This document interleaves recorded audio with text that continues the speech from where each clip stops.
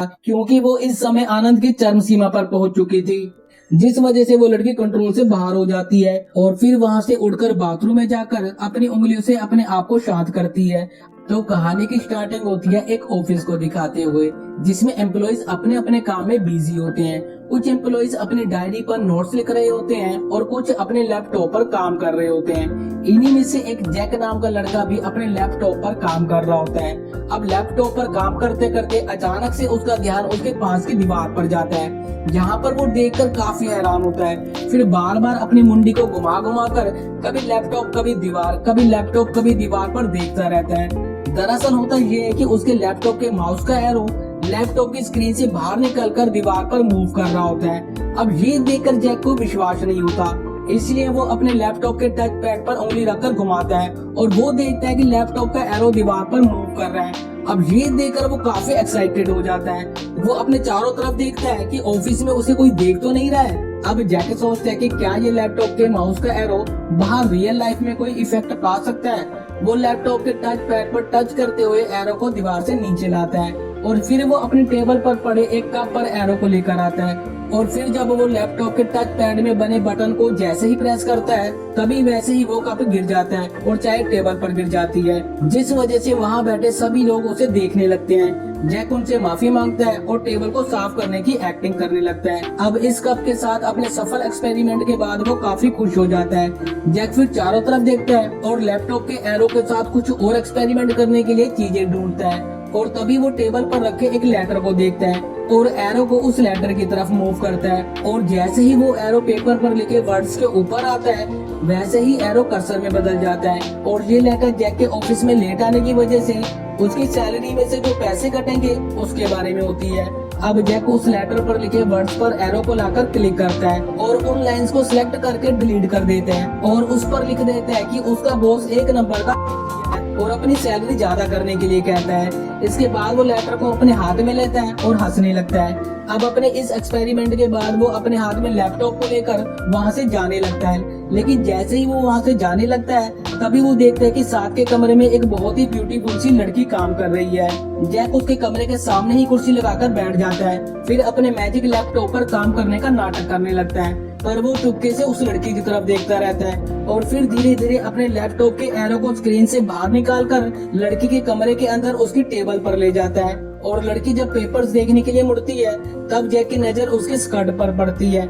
अब साला ठरके Jack arrow को लड़की के ड्रेस में घुसेड़ देता है और फिर पैड पर क्लिक कर देता है। अब ऐसा करते ही लड़की अपनी उसी जगह पर गुदगुदी महसूस करती है और धीरे धीरे सांस लेने लगती है। जैक माउस पैड पर अपनी उंगलियां रगड़ना शुरू कर देता है और तब उस लड़की का जो रिएक्शन होता है वो देखने वाला होता है, क्योंकि उसे पूरा मजा आ रहा होता है और वो जोर जोर से सांस लेने लगती है। अब उस लड़की से अपने आप पर कंट्रोल नहीं हो पा रहा था, क्योंकि वो इस समय आनंद की चरम सीमा पर पहुंच चुकी थी। इसके बाद जैक माउस पैड को और तेजी से मूव करने लगता है, जिस वजह से वो लड़की कंट्रोल से बाहर हो जाती है और फिर वहाँ से उड़कर बाथरूम में जाकर अपनी उंगलियों से अपने आप को शांत करती है। अब ये देखकर जैक हंसते हुए वहाँ से निकल जाता है और फिर अपने एक दोस्त के पास जाता है, जो कि दो लड़कियों से बात कर रहा होता है। जैक उसके पास जाता है और उसे अपने साथ ऊपर छत पर ले आता है और सामने बैंक की दीवार पर लगे बोर्ड पर बैंक के नाम को बदलकर चोरों का बैंक लिख देता है। अब उसका दोस्त डेविड ये देखकर काफी हैरान परेशान हो जाता है। इसके बाद वो नीचे खड़ी कार को छोटा करने के लिए कहता है। जैक अपने लैपटॉप में प्रोग्राम खोलता है और कार को सिलेक्ट करके उसे एक छोटी सी टॉय कार बना देता है। डेविड तो ये सब देखकर पागल सही हो जाता है। वो कहता है कि मुझे तो विश्वास ही नहीं हो रहा है कि इस लैपटॉप से कुछ भी कर सकते हैं। इसके बाद जैक एक घर की दीवार को कॉपी करता है और उस घर की खिड़की पर पेस्ट करके खिड़की को बंद कर देता है।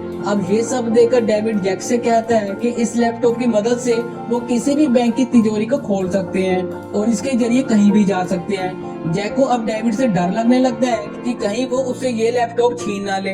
वहीं डेविड जैक को समझाने लगता है कि वो बैंक को किस तरह से लूट सकते हैं। वो कहता है कि बैंक में जाकर बैंक को ब्लास्ट करने की धमकी देकर हम मैनेजर को ब्लैकमेल करके उससे अच्छे खासे पैसे ले सकते हैं। अब ये सुनने के बाद जैक के चेहरे पर एक अजीब सी स्माइल आती है, जिसका मतलब होता है कि जैक को डेविड का ये प्लान पसंद नहीं आया। वहीं नीचे कार का मालिक वापस आता है और इधर उधर अपनी कार को देखने लगता है और जब वो नीचे देखता है तो वो अपनी कार को छोटा सा खिलौना देखकर चौंक जाता है। दूसरी तरफ डेविड और भी ज्यादा उतावला होता जा रहा था। वो कहता है कि हम कुछ भी कर सकते हैं और कोई भी हमें नहीं रोक सकता।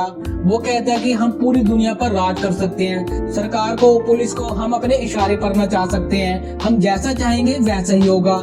जैक अब डेविड से और भी ज्यादा डरने लगता है और फिर वो अपने लैपटॉप के प्रोग्राम को ओपन करके सिलेक्ट के आइकन पर क्लिक करता है और माउस के एरो से डेविड के शरीर को सिलेक्ट कर लेता है। लेकिन डेविड को इस बारे में कुछ भी नहीं पता होता।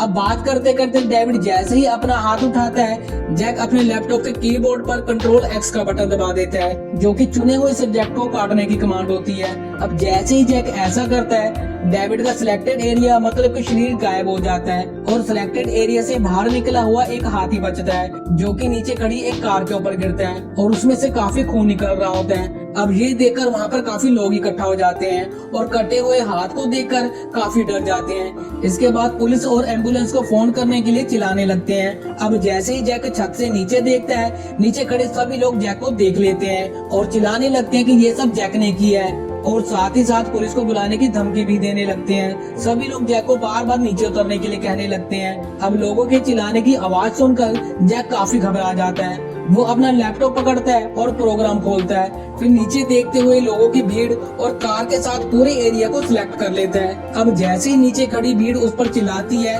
जैक अपने लैपटॉप से कमांड दे देता है। अब कमांड देते ही सभी लोग, कार, हाथ और खून उसी समय गायब हो जाते हैं। जैक ये सब देखकर खुद ही हैरान हो जाता है। वो अपना लैपटॉप बंद करता है और सोचने लगता है कि उसका लैपटॉप कितना ज्यादा पावरफुल है, जिससे जो चाहो वो कर सकते हैं। खैर, अब जैक अपने ऑफिस से निकल जाता है और अपने लैपटॉप को लेकर सड़क पर पैदल आगे बढ़ने लगता है। जैसे जैसे वो आगे जा रहा होता है, वो घबराहट में आगे पीछे देखता रहता है कि कोई उसका पीछा तो नहीं कर रहा है। अब थोड़ा आगे जाने पर उसके सामने एक कार आती है। जैक अपना हाथ दिखाकर कार को रुकने के लिए कहता है और कार रुक भी जाती है।